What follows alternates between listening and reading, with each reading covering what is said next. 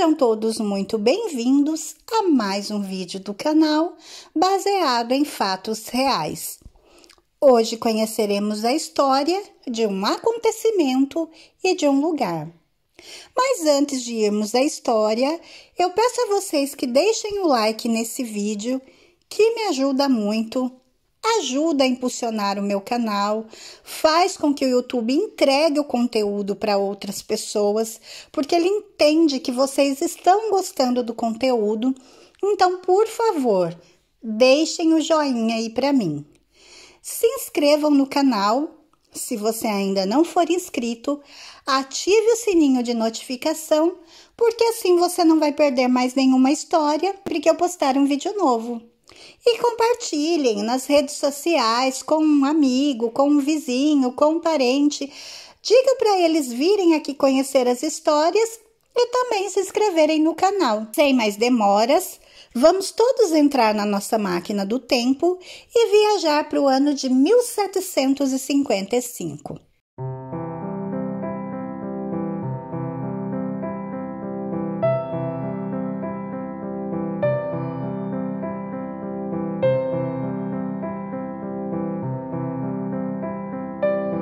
A história que nós vamos conhecer hoje, que eu vou contar para vocês, foi um acontecimento aqui em Portugal, mais precisamente na cidade de Lisboa, no ano de 1755, que ficou conhecido como o Grande Terremoto de Portugal, de Lisboa, de 1755. Ele aconteceu no dia 1º de novembro de 1755 e resultou na destruição quase que completa da cidade de Lisboa, especialmente na zona da Baixa, e atingiu uma grande parte do litoral do Algarve e de Setúbal, que por sinal é onde eu moro. O sismo foi seguido de um maremoto, um tsunami. Se acredita que tem atingido a altura de 20 metros e, seguido a isso, múltiplos incêndios. Um dos sismos mais mortíferos da história e marcam o que alguns historiadores chamam de pré-história da Europa moderna. Sismólogos estimam que o sismo de 1755 atingiu magnitudes entre 8,7 e 9 na escala de Richter. O terremoto de Lisboa teve um enorme impacto político e socioeconômico na sociedade portuguesa do século XVIII, dando origem aos primeiros estudos científicos do efeito de um sismo numa área alargada, marcando assim o nascimento da sismologia moderna. O acontecimento foi largamente discutido pelos filósofos iluministas como Voltaire, inspirando desenvolvimentos significativos no domínio da teodiceia e da filosofia do sublime. O terremoto foi sentido na manhã de 1º de novembro de 1755, entre 9h30 e 9h40 da manhã. Esse dia coincide com o feriado do Dia de Todos os Santos. A data contribuiu para um alto número de fatalidades, visto que ruas e igrejas estavam cheias de fiéis. O epicentro não é conhecido com precisão, havendo diversos sismólogos que propõem locais distanciados de centenas de quilômetros. No entanto, todos convergem para um epicentro no mar, entre 150 a 500 quilômetros a sudoeste de Lisboa. Relatos da época afirmam que os abalos foram sentidos conforme o local, durante 2h30, causando fissuras enormes de que ainda hoje existem vestígios aqui em Lisboa. O Padre Manuel Portal é a mais rica e completa fonte sobre os efeitos do terremoto, tendo descrito detalhadamente e na primeira pessoa o decurso do terremoto e a vida lisboeta nos meses que se seguiram. Com os vários desmoronamentos, os sobreviventes procuraram refúgio na zona portuária e assistiram ao recuo das águas, revelando o fundo do mar cheio de destroços de navios e cargas perdidas. Poucos minutos depois, um tsunami, que atualmente se supõe ter atingido pelo menos 6 metros de altura, havendo relatos de ondas com mais de 10 metros, fez submergir o porto e o centro da cidade, tendo as águas penetrado cerca de 250 metros. Nas áreas que não foram afetadas pelo tsunami, o fogo logo alastrou-se e os incêndios duraram pelo menos 5 dias. Todos tinham fugido e não havia quem o apagasse. Lisboa não foi a única cidade portuguesa afetada pela catástrofe. Todo o sul de Portugal, sobretudo o Algarve, foi atingido e a destruição foi generalizada.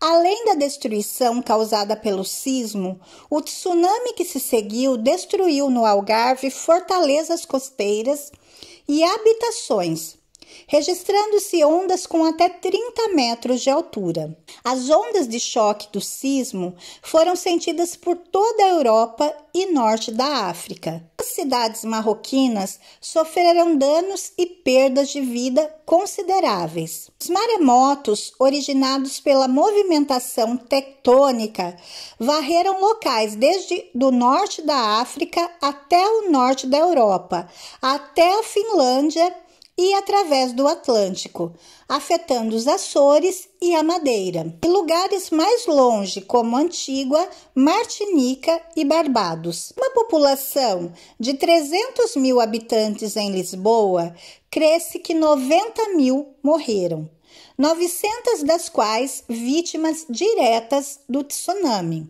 Outros 10 mil foram vítimas em Marrocos.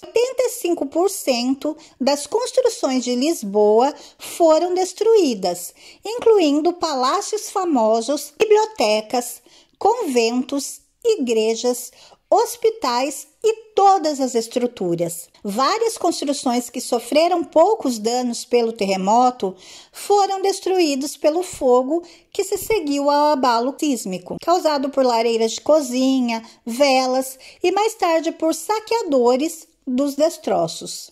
A recém-construída Casa da Ópera, inaugurada 6 meses antes, foi totalmente consumida pelo fogo. O Palácio Real, que se situava na margem do Tejo, que é o rio que corta Lisboa, onde hoje existe o Terreiro do Paço, que é um ponto turístico de Lisboa, foi destruído pelos abalos sísmicos e pelo tsunami. Dentro, na biblioteca, perderam-se 70 mil volumes e 70 obras de arte, incluindo pinturas de Tiziano, Rubens e Correggio. Falou em se perder livros, já é muito triste. O precioso arquivo real, com documentos relativos à exploração oceânica e outros documentos antigos, também foram perdidos, infelizmente. O terremoto causou muitos danos.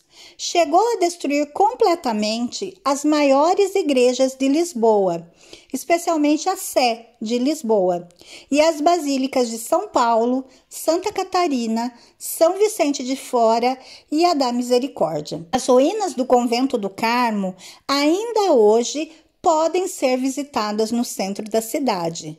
O Hospital Real de Todos os Santos foi consumido pelos fogos e centenas de pacientes morreram queimados. Registros históricos das viagens de Vasco da Gama e Cristóvão Colombo foram perdidos e incontáveis construções foram arrasadas. Esse foi o maior maremoto que há registro histórico no Oceano Atlântico, causando grande mortandade em todas as costas atingidas. Chegou até mesmo a atingir um tsunami no Brasil.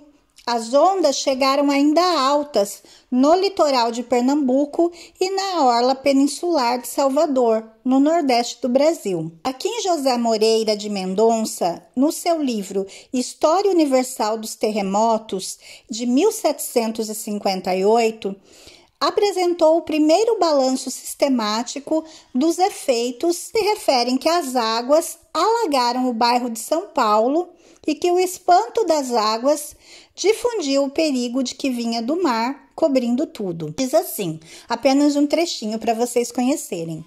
Havia muita gente puxada para o rio Tejo, por se livrarem dos edifícios, cheios de horror da vista das suas ruínas. Eis que, de repente, entra o mar pela barra com uma furiosa inundação de águas que não fizeram igual estrago em Lisboa que em outras partes. Pela distância que há de mais de 2 léguas dessa cidade à foz do rio.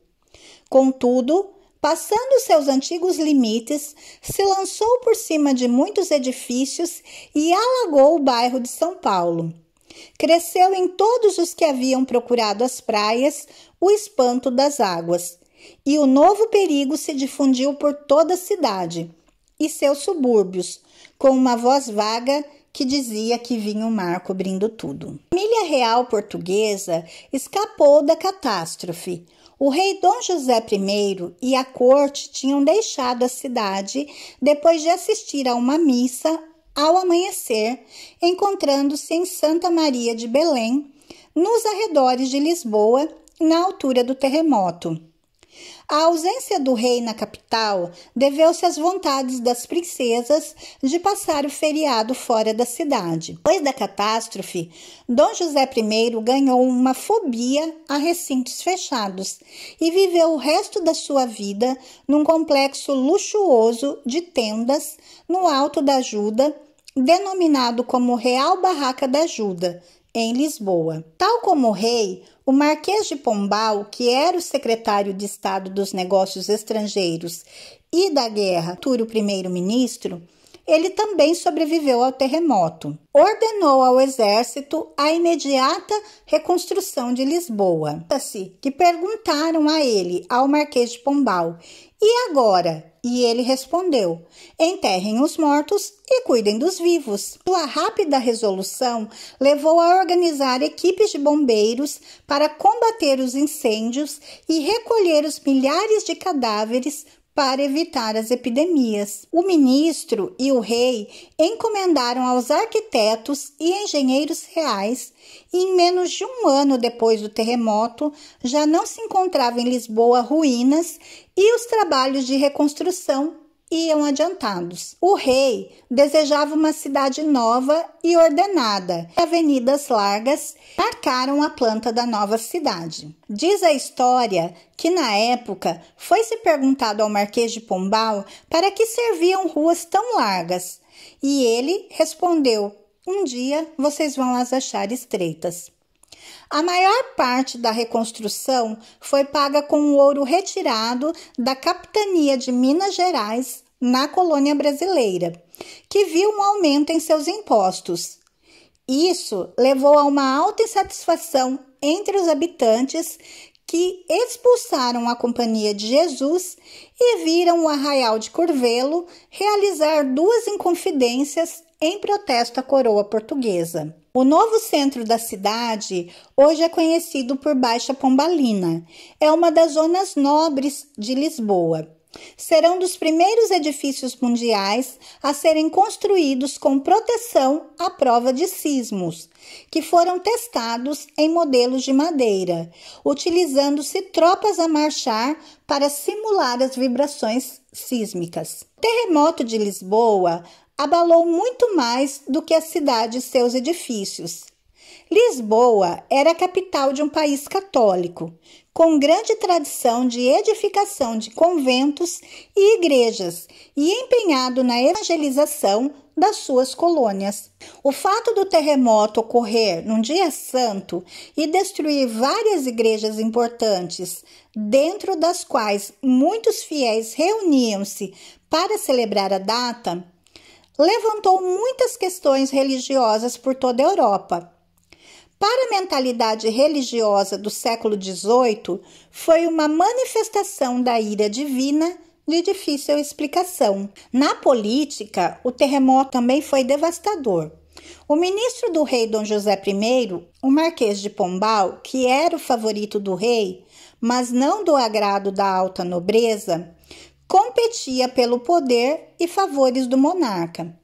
Depois de 1º de novembro, a eficácia da resposta do Marquês de Pombal garante-lhe um maior poder e influência perante o rei, que também aproveita para reforçar o seu poder e consolidar o absolutismo. Isso leva a um descontentamento da aristocracia, que iria culminar na tentativa de regicídio, que seria o assassinato do rei. Isso leva a um descontentamento da aristocracia, que iria culminar na tentativa de regicídio ou assassinato do rei, e na subsequente eliminação dos Távoras, família muito importante aqui em Portugal. Além do agravamento das tensões políticas em Portugal, a destruição da cidade de Lisboa frustrou muitas das ambições coloniais do Império Português à época. A competência do ministro não se limitou à ação da reconstrução da cidade. O Marquês de Pombal ordenou um inquérito enviado a todas as paróquias do país para apurar a ocorrência e o efeito do sismo. Nesse questionário, eles precisavam responder quanto tempo durou o sismo, quantas réplicas se sentiram, que tipo de danos causou o sismo e se os animais tiveram um comportamento estranho e o que aconteceu nos poços. As respostas estão todas arquivadas na Torre do Tombo, que seria o Arquivo Central Nacional aqui de Portugal. Através das respostas do inquérito, foi possível aos cientistas recolherem dados fiáveis e reconstituírem o fenômeno numa perspectiva científica. O inquérito do Marquês de Pombal foi a primeira iniciativa de descrição objetiva no campo da sismologia, razão pela qual ele é considerado um precursor da ciência da sismologia. As causas geológicas do terremoto e da atividade sísmica aqui na região de Lisboa são ainda causa de debate científico. Existem indícios geológicos da ocorrência de grandes abalos sísmicos com uma periodicidade de aproximadamente 300 anos. Lisboa, ela se encontra junto de uma falha tectônica, mas a grande maioria dos sismos tão intensos como o terremoto de 1755 só acontece nas zonas de fronteira entre placas. Existe aqui em Lisboa um museu que chama Quake. Vocês podem, inclusive, visitar, um dia tiverem oportunidade de estar em turismo aqui em Portugal, em Lisboa, que visitem esse museu, porque ele é uma incrível viagem no tempo e vai te fazer voltar até 1755 e dá para reviver o evento, esse terremoto, de uma maneira muito real, muito dramática, e mostra o transformar da cidade. Eles usam simuladores, tecnologia 4D interativa e você entra dentro da história desse grande terremoto que até hoje é lembrado e sempre falado aqui em Portugal, que foi o grande sismo de 1755. Então, deixo aí um convite para vocês também, quem está por aqui, quem está em Lisboa, quem vem ao turismo, não deixem de ir ao Museu do Sismo para conhecer essa parte da história e para sentir o que aquelas pessoas sentiram em 1º de novembro de 1755. Essa foi a nossa história de hoje, que vocês tenham gostado de conhecer a história, hoje não de uma pessoa, mas de um acontecimento daqui de Portugal, uma curiosidade portuguesa para vocês, desse país lindo, maravilhoso, encantador, cheio de histórias, onde eu tenho o privilégio de viver hoje. Eu espero que vocês tenham gostado. Se vocês gostaram, deixem um likezinho para mim, se inscrevam no canal e voltem aqui para as próximas histórias. Fiquem todos na paz, um super beijo e até a próxima!